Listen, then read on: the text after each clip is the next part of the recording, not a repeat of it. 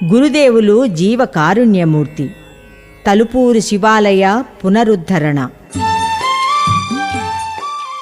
శ్రీ శ్రీ శ్రీ వెంకయ్య స్వాముల వారు తమ శిష్య పరివారముతో తలుపూరు గ్రామమునందు శ్రీ పెమ్మసాని మస్తానయ్య గారి ఇంటి ఆవరణలో పరివేష్టించియుండు రోజులవి.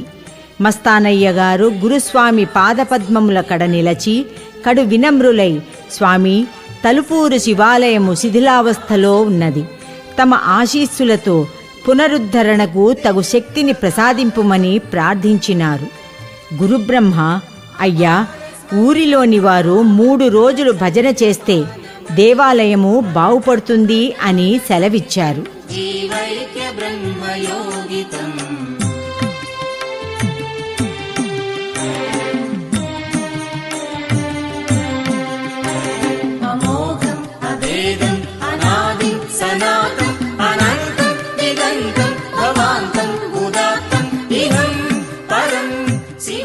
గురుదేవుల ఆజ్ఞానుసారము ఊరిలోని వారందరూ కలిసి 3 నాళ్లు అహోరాత్రములు దేవాలయము ఆవరణలో భజన చేసినారు.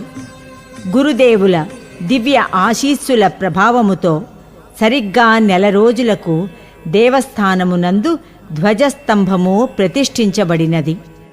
మరియు అప్పటి వరకు తలుపూరు చెరువుకు నీటి వసతి లేక పంటలు సరిగ్గా పండక కరువు కాటకములతో గ్రామస్థులు బాధపడుచుండినారు. దేవస్థానము జీర్ణోద్ధరణ కార్యక్రమానంతరము చెరువుకు నీరు సమృద్ధిగా రాసాగినది. ప్రతి సంవత్సరము పంటలు సకాలములో పండుచు అభివృద్ధి అగుటతో అంతదనుక ఆ గ్రామమునకు పట్టియున్న దోషము వైదొలగిపోయినది.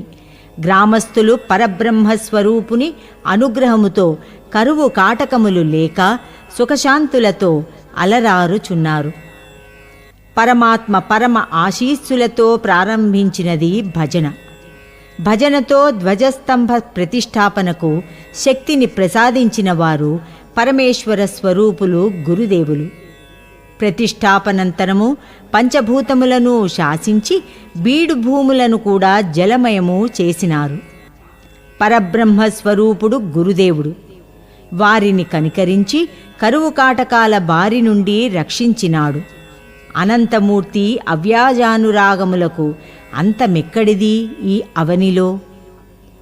శ్రీ శ్రీ శ్రీ భగవాన్ వెంకయ్య స్వాముల వారు ఆ రోజులలో తలుపూరుకు విచ్చేసినప్పుడు పుణ్యశాలి శ్రీ మస్తానయ్య గృహ ఆవరణమును తరచుగా పునీతము చేయుచుండెడివారు. పరబ్రహ్మస్వరూపులు సృష్టి స్థితి లయకారులు శ్రీ స్వామివారు గృహ ప్రాంగణమందున్న వేప చెట్టు మొదలున ఆసీనులై గుండమును వేయుచు తమ సృష్టి కార్యక్రమమును కొనసాగించుచుండెడివారు. ఒకనాడు చీకటి అలుముకున్న తరుణమున శిష్యబృందము భజనలో తన్మయులై ఉన్నప్పుడు ఆశ్రిత పరివారము పరమాత్ముని తేజోమయ రూప దర్శనముతో ధన్యులై ఉన్న తరి హఠాత్తుగా పెద్ద కలకలమైనది. అది ఏమన, ఎదురుగానున్న ఒక చుట్టూ ఇంటి పైభాగము నుండి పెను కట్టెడపాము పక్కనున్న ఇంకొక చుట్టూ ఇంటి మీదకు దూకినది. ఆ దృశ్యమునుగాంచిన పరివారము గగ్గోలు పెట్టగా నేరుగా ఆ పాము సకల జీవ కారుణ్యమూర్తి అయిన సర్వేశ్వరుడు గురుదేవుల సన్నిధికి చీకటిలో ప్రాకుచూ వచ్చినది.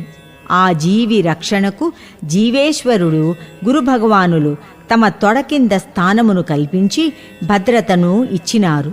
జనులందరూ కోలాహలముతో గురుస్వామి చెంత చేరి అది విష సర్పమని విన్నవించగా, దానితో మీకెందుకులే, దానిదారిన అది పోతుంది అని సెలవిచ్చినారు.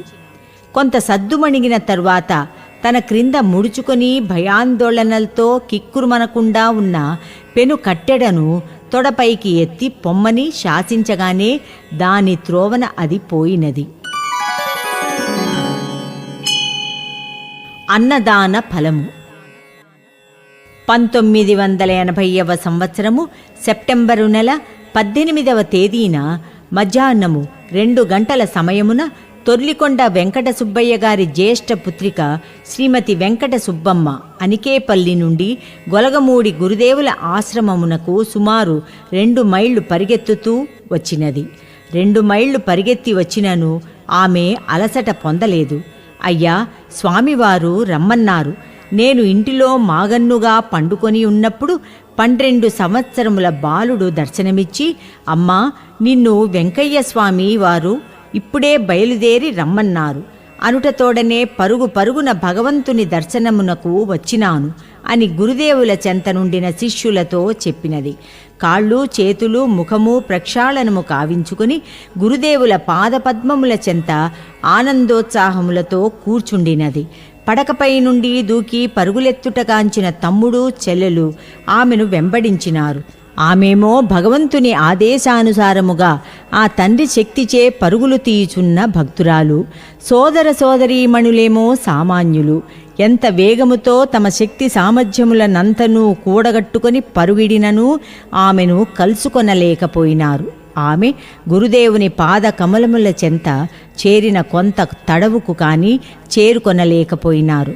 అప్పటి వరకు శ్రీమతి వెంకట సుబ్బమ్మ గారికి సుమారు 2 సంవత్సరముల నుండి గాలి, దెయ్యము అని నానా రకముల భూత వైద్యములు చేయించి తల్లిదండ్రులు యమయాతనలు పడుతూ ఉండినారు.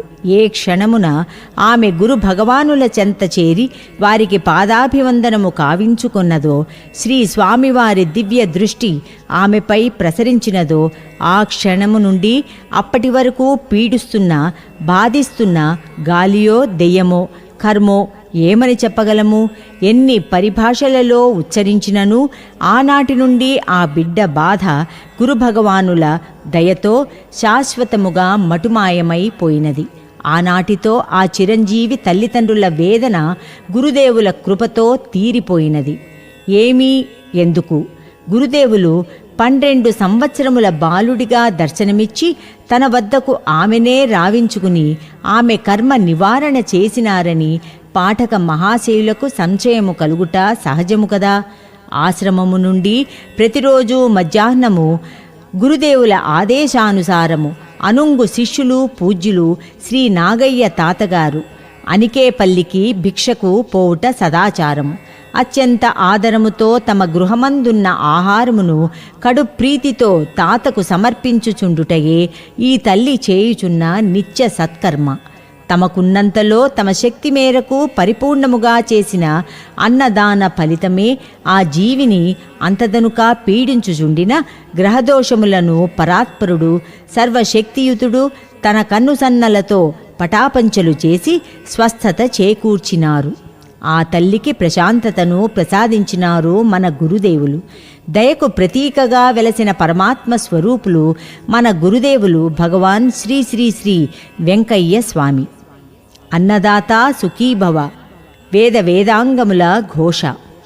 ఏ జీవి హృదయపూర్వకముగా వేదనాద సంకీర్తనను స్మరించుచు ఆ వేద రుక్కులను సందేశముగా ఆదేశముగా ఆచరించునో ఆ ప్రాణి పరమేశుని కృపా కటాక్షములకు నోచుకొని ఆ పరమాత్ముని పరమ ఆశీస్సులతో శుభప్రదమైన సుఖమయమైన జీవనమును కొనసాగించును. పై ప్రక్రియను ఇందుకు సాక్షీభూతముగా పరమాత్ముడు గురుదేవుడు ప్రదర్శించినారు. ఈ నిదర్శనము మన పాఠ్య భాగమునకు పట్టుకొమ్మ. భగవాన్ శ్రీ శ్రీ శ్రీ వెంకయ్య స్వాముల వారు ఆకలిగొన్నవారికి అన్నము పెట్టయ్యా, ఆపదలో ఉన్నవారిని ఆదుకోవయ్యా అను దివ్య సందేశము సృష్టికి ఇచ్చినారు.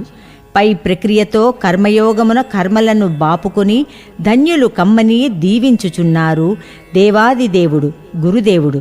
గురుదేవా, గురునాథ, గురుస్వామి, గురుకుల శ్రేష్ఠ, మహాభాగా శరణం శరణం శరణం.